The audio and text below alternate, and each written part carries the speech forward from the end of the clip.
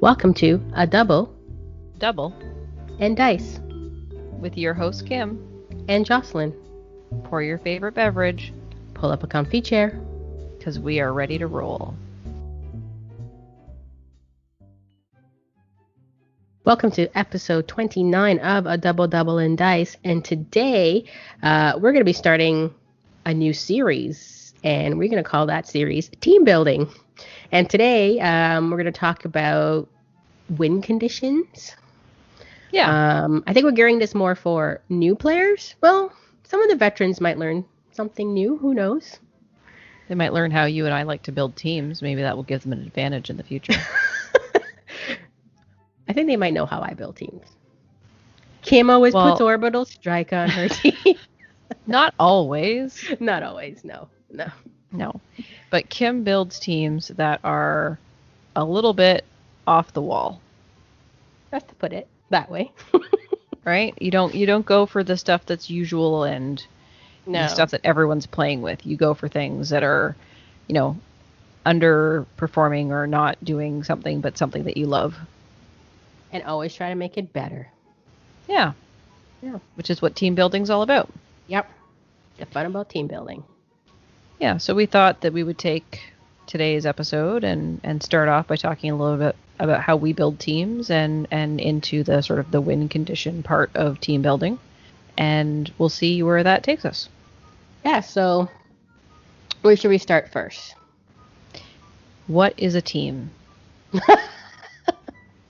The Webster Dictionary says a team is... So Dice Masters team... Pull that up? No. Actually, yeah, if I was going to pull that up, I'd probably go to like Urban Dictionary, not Webster's Dictionary. Urban Dictionary, I don't know what that would say about a team, but... Should we look it up? Yeah, there's an urban like slang one too, I think. I don't know, man. The internet's crazy. It's crazy. It is. Yeah. Is Urban Dictionary supposed to be like more modern or something? I think it's just a bunch of people that are putting stuff up on the internet for fun. Ah, okay, I found it, but if you want to read it. I don't have it up. Okay. So, I didn't pull it up. Team, I'm going to read it.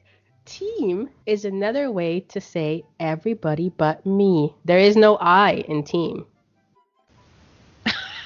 But in this Dice Masters role, I guess, I don't know. Anyways, it's popular in corporate environments. Oh no, there's a swear word in here. Yeah, see, people just write stuff, right? It's just random crap. So yeah, okay, we'll stop there.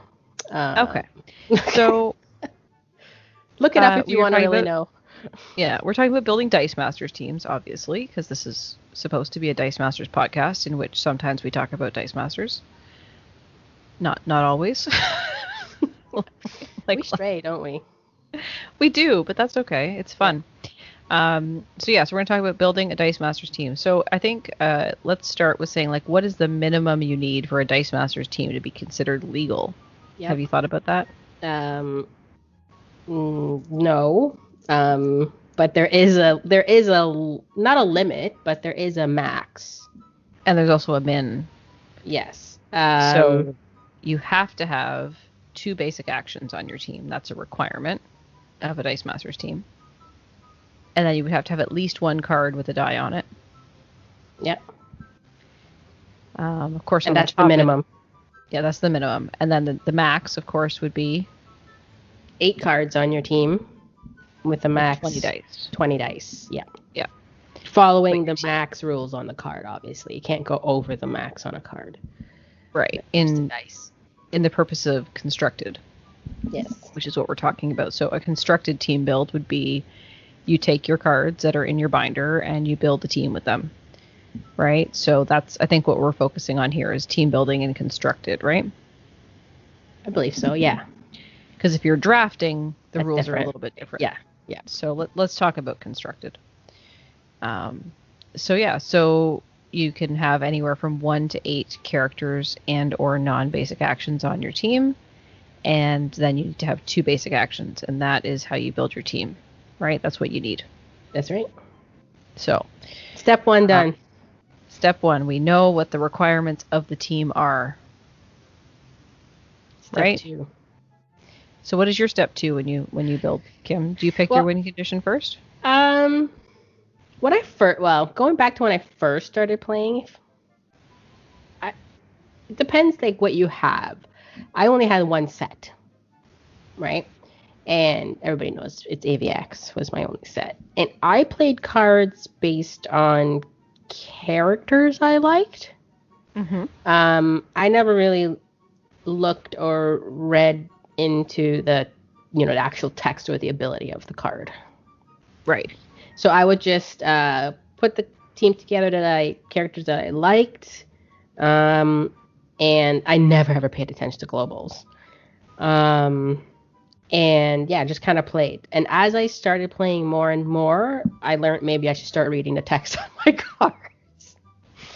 And then I would read them through, pick a card that I kind of want to focus on or build around, and then just find pieces that I think would go along with it.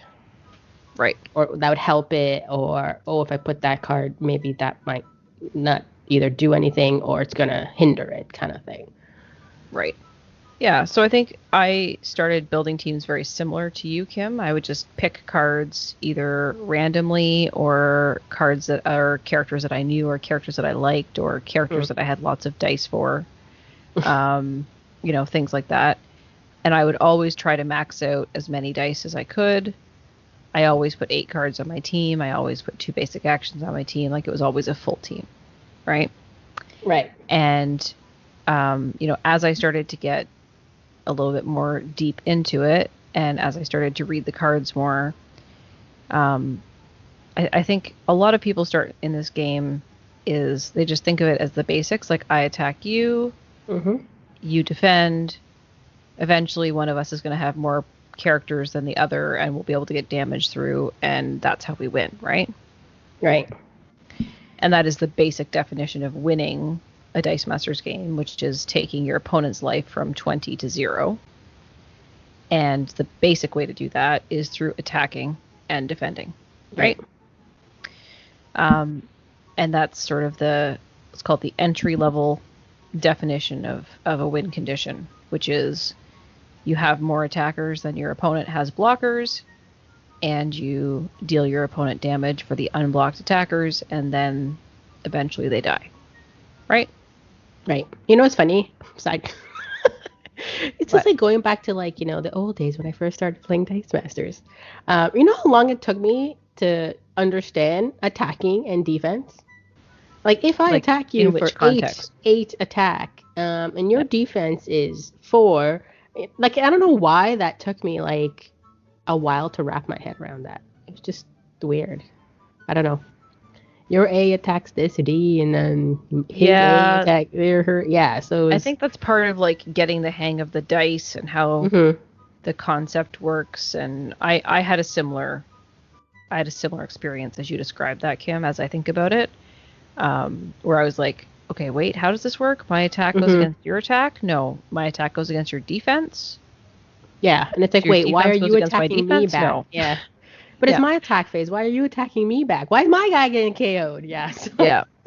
Yeah. So anyway, so let's just to be clear, since we've probably confused some new players, if any new players are listening, my attack goes against Kim's defense to determine whether or not Kim's die is KO'd. And Kim's attack goes against my defense to determine if my die is KO'd. That's the very basics of how this works. Yeah. Right? So that's essentially a way to win the game, right? You have more attackers than your opponent has blockers, and damage goes through and they lose life from the damage, right? Right. But as you start looking at cards, you'll start to notice that some cards will be able to help you do that faster, right? Or help you with, or they'll allow you to do damage in a different way. And that is when you start looking at a card and determining, is this a win condition? Is this how I'm going to be able to win the game? Whether that is through attacking or otherwise, right? Yeah. So I think there's kind of 2, if we were to categorize it, There's 2 different types of win conditions. There's probably like subsets as well, but there would be like win conditions that have to do with direct damage, in that when you do X with this die, your opponent takes damage. Right? To their life, right? To their life bar. Mm-hmm. Or there is win conditions that are affected by, through the attack step, in actually dealing combat damage in different ways. Would that categorize that, Kim? Combat damage, which is through attacking. Yeah. And then there's non-combat. Damage. Yeah, or non-combat damage. Yeah. Which is not through attacking. It could be done other ways based on abilities on cards. Yeah. So if we were talking about combat damage, let's just talk about combat damage first, Kim. What's a definition, or what's a card that you can think of that would be a combat damage card that this is your win condition and it's going to be through combat damage? You want like an actual card, or just like if I threw like an actual card? Oh, an actual card. Yeah, just pick the one that we always talk about, Kim. There's hashtag Spider-Man. No. She's got red hair, and she's from Ireland, and she's Poison a wrestler. Ivy? Oh, well, Becky Lynch. That's the example we're gonna pick. Well, it's a combat damage card. I was gonna say, yeah, it's true. I was gonna say any Overcrush cards, but any Overcrush card. But let's talk specifically for anyone who might be a new player. So you've got the team builder up, Kim. Yes, Becky. And I think we've talked about this card before, but let's talk about Becky Lynch, made in Ireland. Okay. So what is her effect? Maiden Island one? Okay, yeah. So the Maiden Island one is a 5 cost. She's Overcrush. So Overcrush is damage dealt in excess of a blocker's D. And anything that's over goes to the opponent's life bar. Also, she has text that says, when fielded, reroll up to 2 target superstar dice. Each die that does not roll a superstar face goes to the used pile. Becky Lynch deals 1 damage to your opponent for each die sent to the used pile in this way. And would you like to talk to global? We'll skip the global for now. Okay. So this is actually a definition of a couple of different types of things, but we're just going to focus on the Overcrush part of her card, right?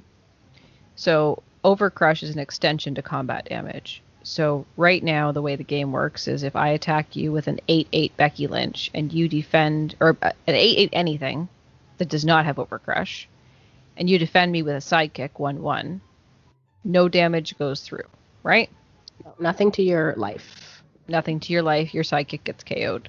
Yes.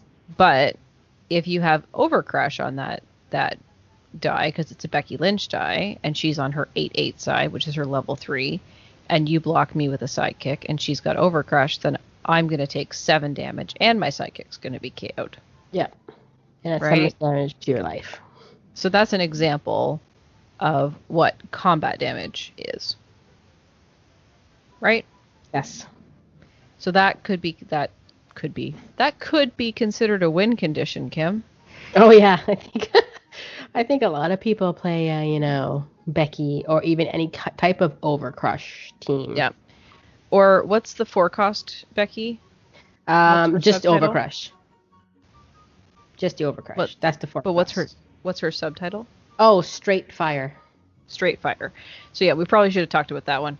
So that would be a perfect definition of a very easy combat damage win condition card. It's got good stats, and the cost is reasonable. You can buy it relatively quickly, and it will do Overcrush against your opponent, which will take their life down faster. Right? Yep. So that is sort of an example of a combat damage card. Do you want to pick a different combat damage card to think about, Kim? I mean, there's other things, such as there's Unblockable. But if you want to talk an exact let's talk about card, Unblockable. Okay. Unblockable is pretty much exactly how it sounds. If a die goes unblocked, so you can't block it. So if I had 4 characters in the field, I attack with everything. Jocelyn has 2 characters in the field. She chooses to block 2. Probably going to block my 2 highest A's because she doesn't want that much damage to her life. 2 of those die is going to go through, meaning it's going to do damage to your life based on their total attack. Mm-hmm. So she can't block it, so it's unblockable, let's say. Yep. So that will go to, so if it's 8 going through, 8 will go to her life bar.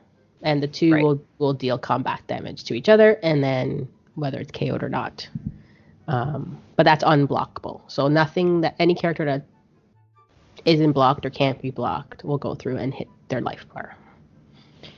Yeah, so an example of an unblockable character that I'm thinking of is there's that Ant-Man. The spin-up one?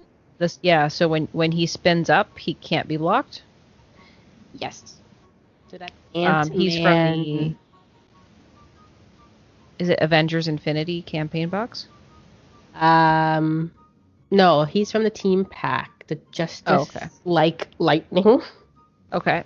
Yeah, so he has the keyword Awakening, so which means when a die spins up 1 or more levels, you may use his Awaken effect, and his effect is he's unblockable.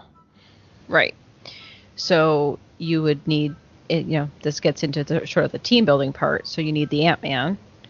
And then you would need something to spin him up to get to that effect, right? So if you were using Ant-Man, you would read it and be like, okay, so he needs to spin up for his Awaken to happen. What cards that I have that can allow me to do that? Yeah, exactly.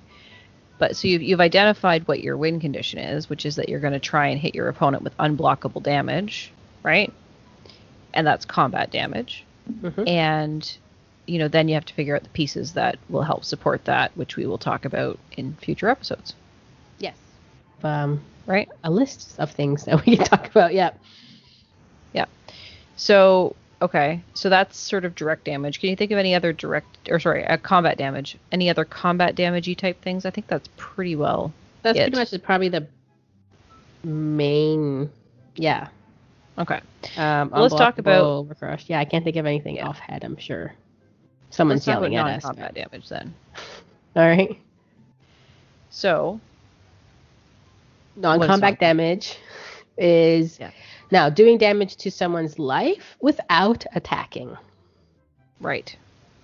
So you're not actually without the attacker being like the attack of the attacker being what causes the damage.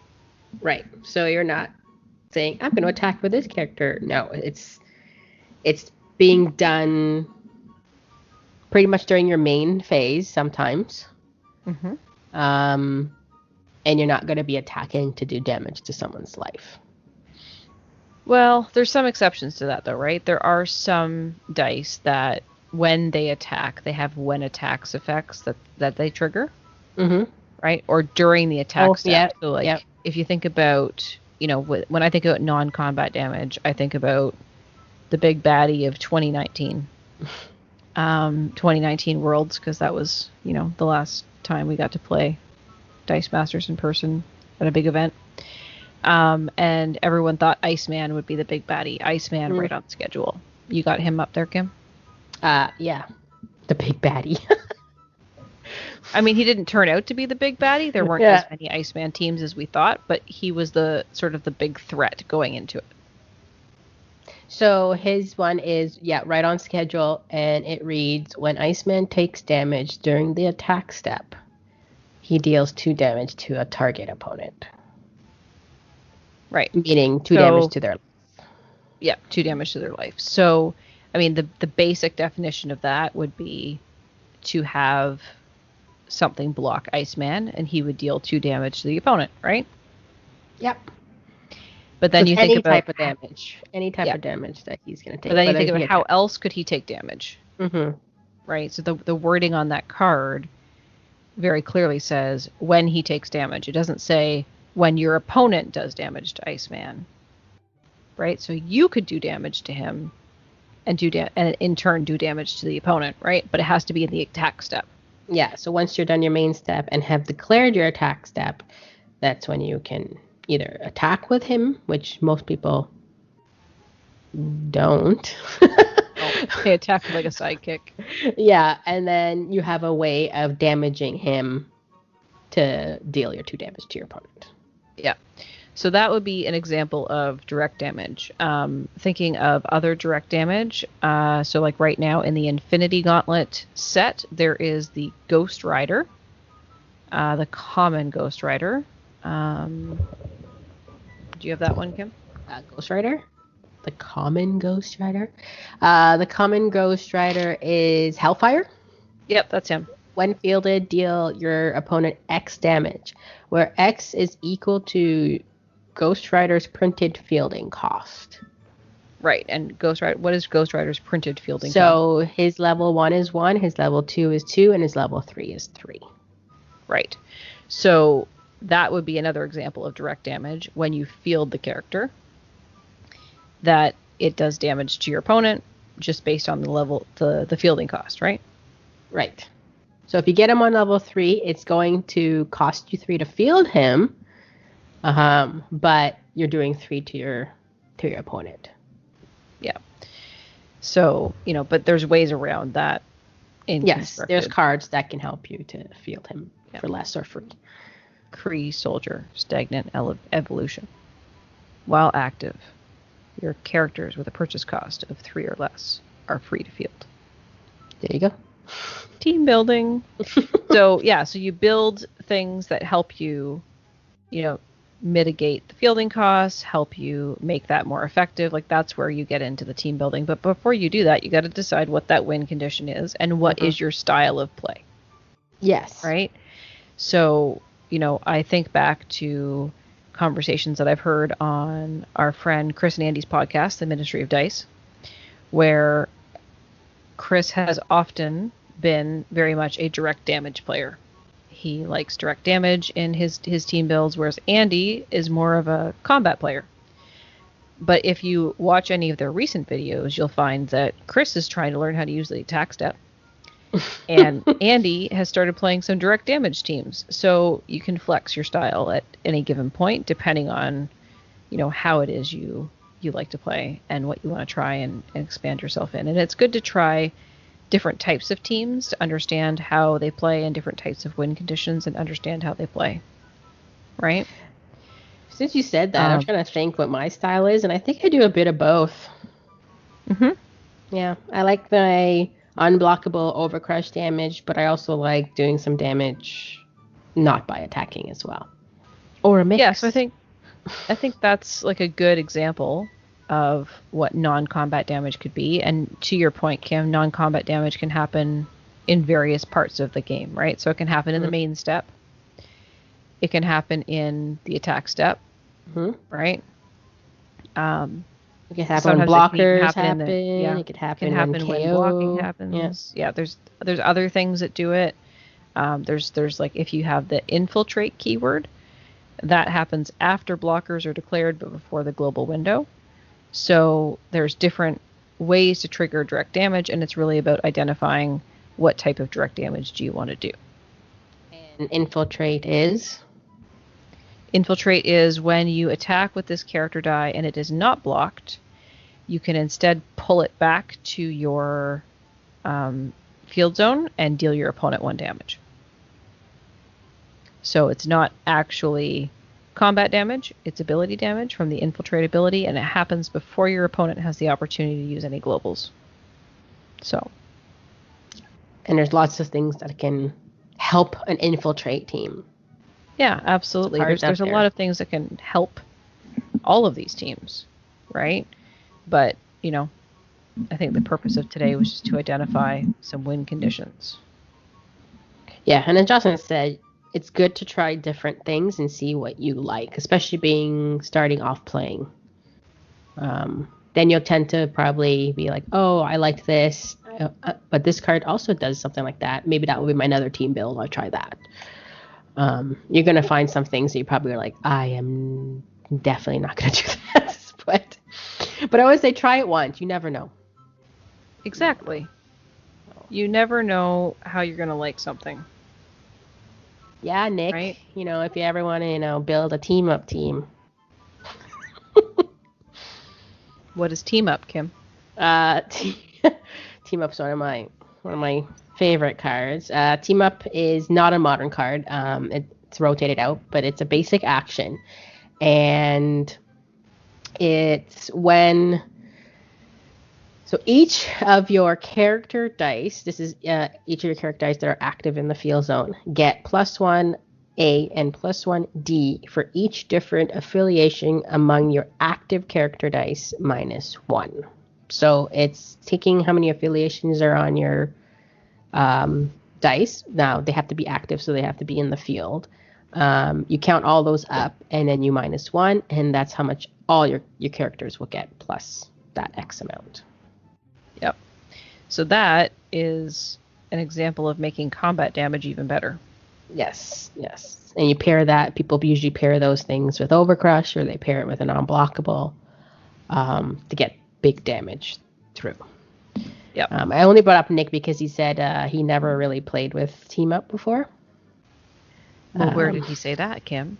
Oh, I wrote a What Have You Played article, not this week's, last week's, when we played WDA, and I played a Team Up team. And I wrote an article on it, which you can see on dm-north.com. And then he had commented on it. He's never tried Team Up. Though he knows how it works. But I said, no, you can at least try it and see. He said it's not his style. But yeah, it doesn't require a whiteboard to explain it to someone. No. So Nick likes to build teams that are a little wonky, complicated. They're a little janky. They're very interesting, but I can't always follow what's happening. So, but I'm sure that's just me. That too? I'm like, what? What happened? You just did what to kill me? Can you walk me through that? Oh, okay. I understand now. Good game. Yeah. So anyway, but no, it's fun. It's fun. And Team Up is fun too. There's math involved. You have to figure out how many affiliations you have that are active, and then subtract 1, and then add that to everyone's attack and everything. Yeah. So what I had been saying is math is for blockers. I don't know. Ross has said that a few times. Math is for blockers. Math is for blockers. So yeah, that's why I lose so many games when I do my signature move. Yeah, because Jocelyn can't do math before she does. No, I can do math. I can do lots of math. But, when you just swing in and you don't do the math, right? Math is for blockers. So I should do the math, but I don't always. Yeah. Because math. Anyway. I don't know if that's maybe part of a team building. Well, I guess not really a team building. It's more of, I guess, no, it won't be really a team building. It'll more be of playing someone and kind of figuring out, as you said, if you have to do your math, but you're also looking over your opponent's team, and seeing if there's anything that could also stop you from. Yeah, and I think that gets more into the strategy. Yeah, the strategy of it, not really a team building. That was the word I was looking for. I just couldn't think of it. Yeah. So, I mean, once you've picked your win condition, then, you said, okay, this is the thing that I want to use to try and win this game, whatever that might be. And then I think the next step would be identifying how to make that win condition better. Right? So what are the support pieces that you need to make your win condition better? So that's, I think, what we'll talk about in our next episode. Yeah. We're not going to spoil it now. No, this is a series. Because you don't want to fill. How many episodes do you think we can stretch this out to, Kim? Let me think. One, 2, 3. Unless that one's combined, so it could be a 1, 2, 3, 4. My guess is going to be a 4 to 5. Yeah, I could see that. I think we can probably do this in like a 4 to 5 episode blurb thing. So yeah, but yeah, we'll break it up into little pieces and see how that goes. And we'd love to hear what your thoughts are on win conditions and what type of win conditions do you like. Are you a combat damage player? Are you a non-combat damage player? Do you have a preference? Are you like Kim and you go both ways with combat damage and non-combat damage? You know, what do you think of win conditions and how do you pick yours? So yeah. So I think that's all we really had to say about win conditions.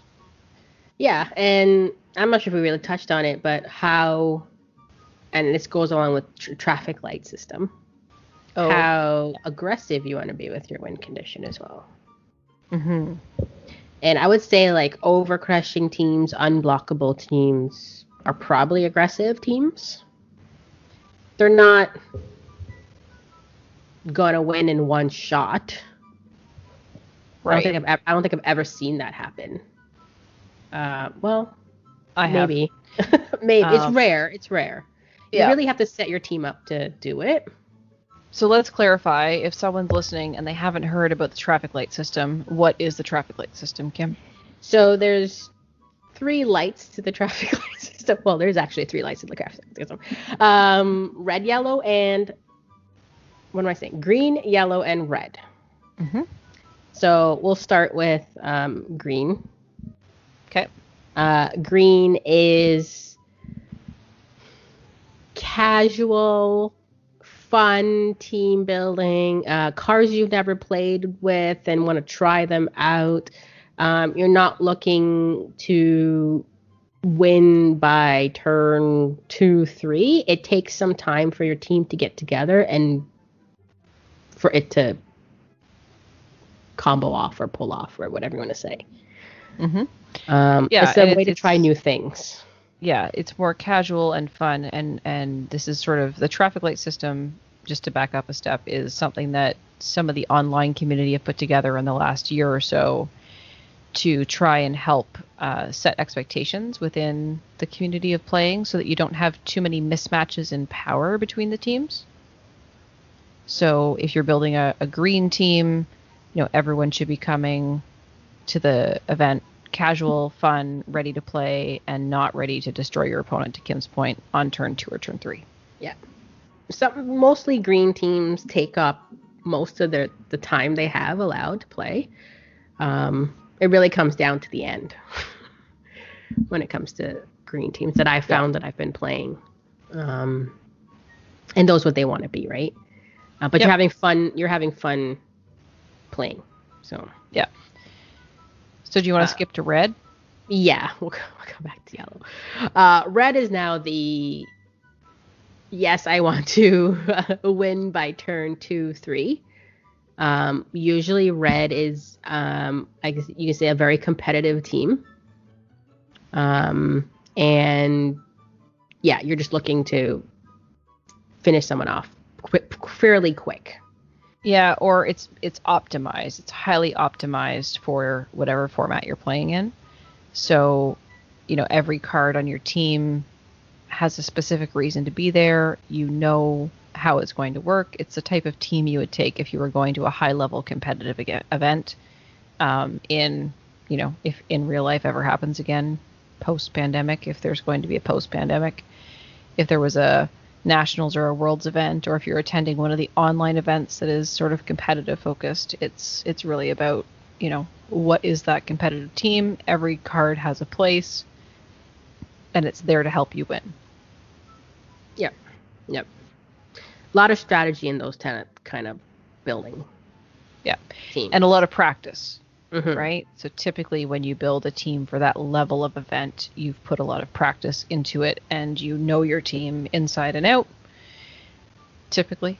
Not always. Yep. And you know what maybe people might be bringing or what might happen to slow down your team, and you're kind of building to be prepared for those things. So it's a lot of thought into it. It's not just I'm going to pull a team together in 5 minutes. Yeah. It takes. And what's a yellow team then? I don't really know a definition of a yellow team. Honestly, I don't even think there should be yellow. But I would It's all in or say, nothing. yeah, it's green or red. Um, a yellow could be it's still not, it's not a turn 2-3 kill, but it's like maybe 5-6. It doesn't take you right to the end to do it. You still have to do some setup, but it could be a one shot, you know. Yeah, kill it's something that's going to take a lot of pieces to pull off, or you have to buy a lot of expensive characters and you have to ramp up to that. There's a lot of different things that you need to figure out how to do to make it happen. It's not quite as casual as a green event, but it's definitely not as competitive as a red event. And I think, to your point, Kim, that yellow level of the traffic light is probably the hardest one to describe and the easiest one to get wrong when you're building. Yes. But, yes, yeah, I think there's ways to make pretty well any win condition super strong. Is it competitive level? I can take it to a really strong event, super strong. Not everything's going to make that cut, but there are ways to make every win condition better. So if you start by thinking, okay, I've picked a win condition, that's green. I picked a win condition and I have a few pieces that'll help support it, that's yellow. I've picked a win condition, I have a few pieces that will support it, I've maximized how my team works, and I understand the strategy, and I'm prepared for my opponent's team, that's more red. Yeah. Right? Yeah. And that's how I would refer to it. Like, now this past Tuesday, in WDA, Ross didn't put what color it was. It was green or red or yellow. So I know Mike had asked how competitive people are bringing, like, their teams. And I said, I think mine is green, yellow. It takes some pieces to get together. But once I hit you, that's pretty much half or more of your life gone. Right. But that's like turn, let's say 4, 5. Good bag management, all that stuff, so your characters will, come back faster. I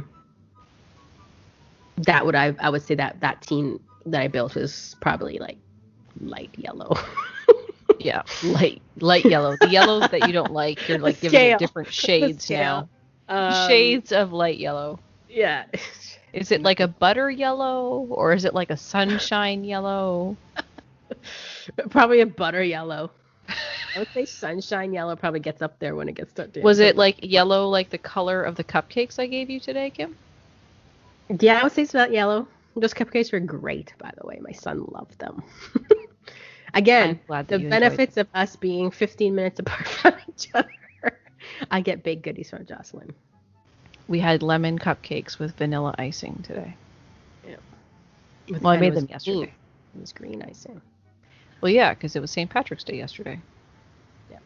And Jocelyn finally got her out cards. So I did. They're in front of me right now. So I guess we'll have to hit that team at some time, right? So. Yeah, we will get that set up. So anyway, we are off track, and I just dropped my op kit cards on the floor. My play at home cards. That's okay, because they're at home, so it's okay that they're on my floor. They're still at home. They're playing. At home. On the floor. Spider-Man's beating up on Typhoid Mary, and Spider-Man is beating up on Typhoid Mary. Isn't both cards Spider-Man? Or has Spider-Man? Spider-Man is on the Slingers card, but so is someone else. There's 2 other characters, I think. Is it Gwen Stacy, maybe? Oh, I never actually paid attention. Spider? I don't know. Oh, no. They're on the floor. I can't reach them. It is 2 ladies. Yeah. One looks like, they both look like they're in Spider-Man outfits, but I don't know who they are. We'll put that out there. If you know who they are, yes, let us know. Yeah. Okay, so I think that's a good cover of wind conditions. I think it's a good cover of traffic lights and wind conditions. What do you think, Kim? Yeah, I mean, just go through your cards, read the abilities, see what pops out to you, and then go from that card. Don't random stuff like how I sometimes do. There's nothing wrong with random stuff, because random stuff helps you find gems. That's true. That's true. The more you play, the more you know. Yeah, I was building a Dice Social team, which is happening this Saturday, time of this recording, but it'll be finished when this recording actually comes out. I found a card that I've never, ever even looked at nor seen. Like, I never even picked it up and, like, went through it in my hand. You know what I mean? And I was like, it's a green color. Yeah. All right. Green color. And 4 costs. So. Kim. All right. So I think that's it for win conditions. I think so. I mean, if we missed anything, feel free to let us know. Yeah. Drop some notes in the comments below, or send us a message. We'll go through all the places you can find us at the end of the episode. Yeah. Anything in our mailbag this week? I think we got a little bit of stuff. A little bit of stuff, for sure. So we heard from some folks that reached out to us via the YouTube channel, where Kim posts the podcast on Monday afternoons. So we heard from everyone's fave hero, Donnie. Hey, Donnie. This is your cue, Kim. Thank you. I feel like it should be a race to 100 subs. So I think it's because we were talking about Dice Station Zebra going for 100 subs and for Mod Extra going for 100 subs. So I know that Dice Station Zebra is currently at 53 subs at the time of this recording. I do not know where Mod Extra is. I will tell you right now. Okay. 39. 39. All right. So if you're listening to this and you have not subscribed to either of those channels, I would encourage you to go and do that, please. I know Chris and Andy and Rob and I would be very appreciative. Okay. He also says, also, I like drum rolls. I wish that they would release some of the same characters that are in the Click stuff in DM. And he says, I also feel a bit infamous due to the fact that I was brought up a few times in here and you're going to make me blush. And he made a laughy face. So, yeah, we're happy to have you. And we're super glad that you comment Donnie regularly. It's great to hear from you. And Kim, I think you've been playing some games with Donnie online. Yes. We played actually last week practicing 10 by 10, which we'll quickly discuss after. Okay.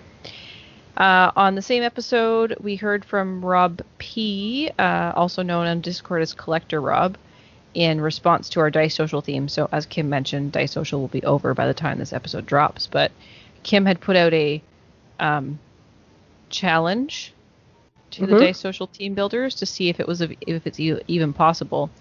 But our theme for the Dice Social this weekend is 4-cost dice in recognition of a 4-leaf clover, in recognition of the fact that it is March and we just had St. Patrick's Day. And Kim added an additional challenge that if all of your dice were also green, then she would give you a magical prize, which might be letting you choose what she would draw on her next drawing stream, with full veto power if she didn't like it.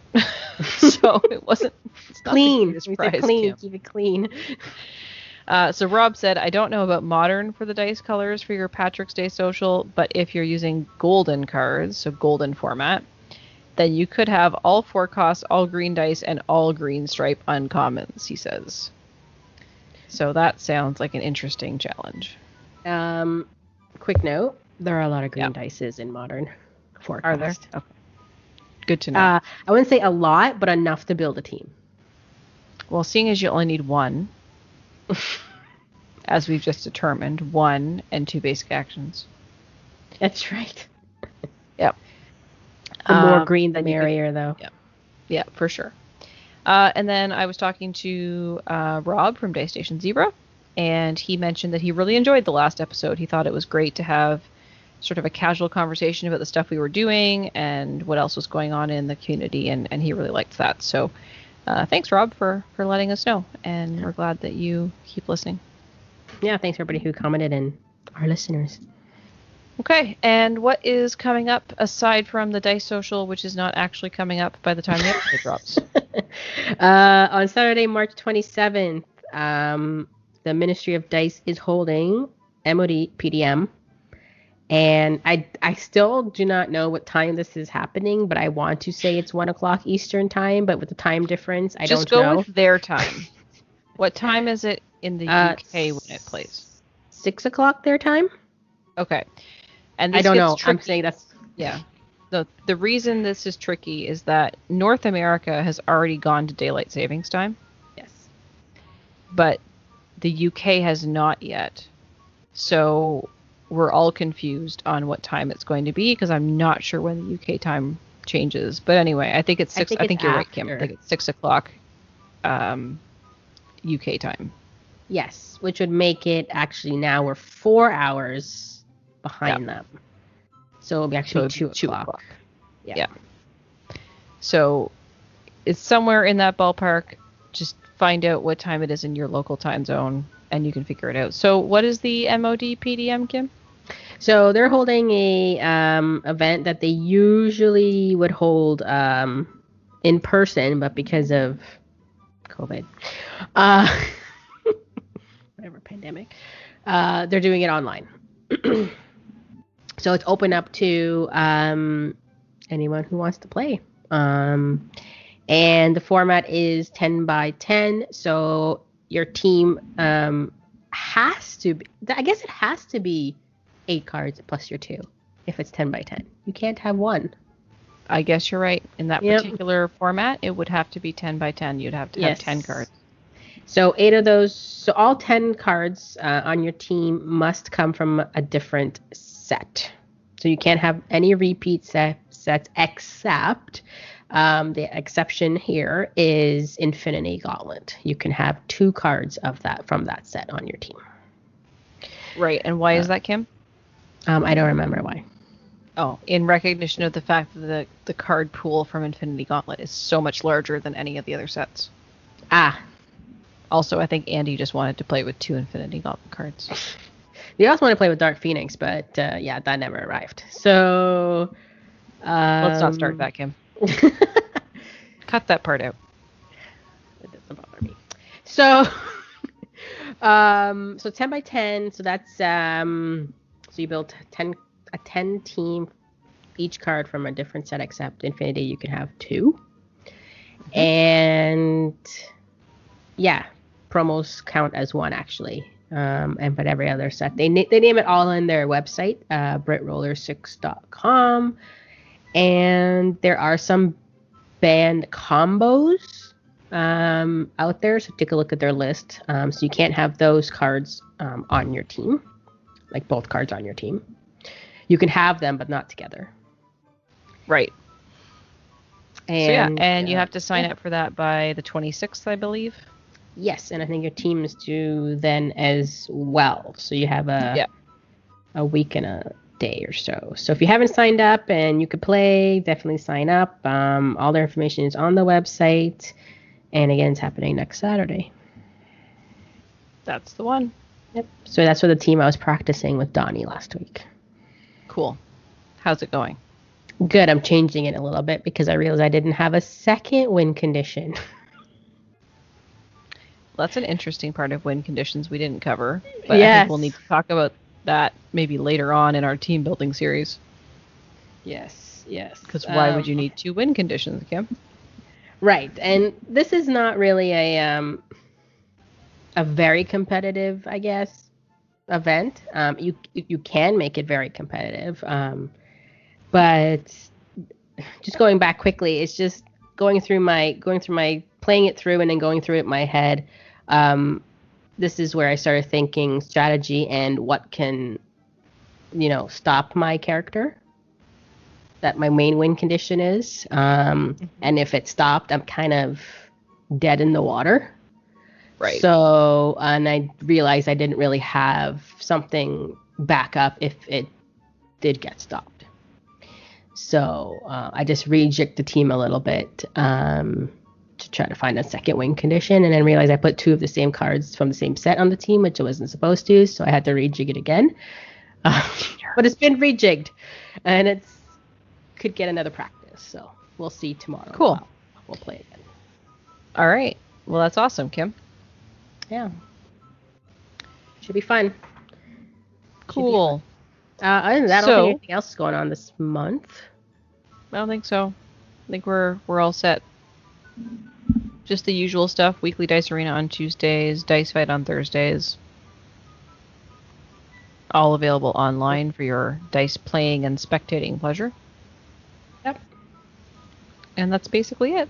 So let us know what you think of this episode. Let us know if you have any feedback. You can, leave us a note on our posting here, their podcast. You can send us a email at tripledpodcast@dm-north.com. You can also reach out to myself or Kim on Discord. Kim is at SuperK, and I am at jbowme, JBOUWME. So that's ways you can reach us. We are also on all of the social medias under dmNorthTV. So until next time, on a double on dice.